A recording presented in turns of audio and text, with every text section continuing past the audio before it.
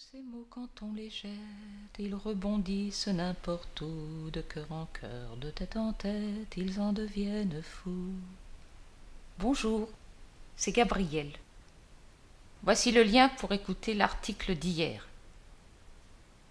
Malgré les ardentes supplications de Jimmy, je l'ai enregistré aussi en anglais.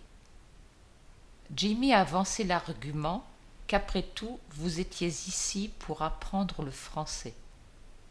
Mais ce qu'il ne prenait pas en compte, c'était qu'il pouvait défendre son point de vue en français, ce dont tout le monde n'est pas encore capable.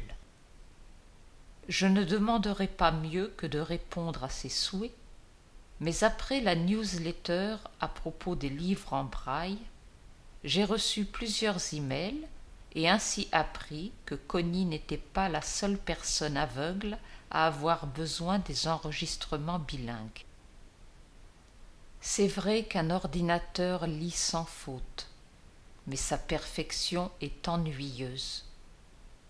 Je peux seulement deviner combien il est douloureux d'écouter mon accent, mais ça ne peut pas être pire que d'écouter lire une machine. Rassurez-moi, ça peut pas être pire, n'est-ce pas? Here is a link to listen to yesterday's article. Despite Jimmy's urgent pleas, I recorded it in English too. Jimmy gave the argument that after all, you were there to learn French.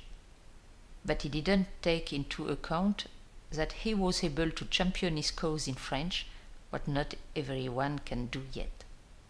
I'd be only too pleased to fulfill his wishes, but after the newsletter about Braille books, I received several emails, and thus I learned that Connie was not the only blind person to need the bilingual recordings. It is true that a computer reads flawlessly, but its perfection sounds boring. I can only guess how painful it is to listen to my accent, but it cannot be worse than to listen to a reading machine. Comfort me, it can't be worse, or can it? Rideau!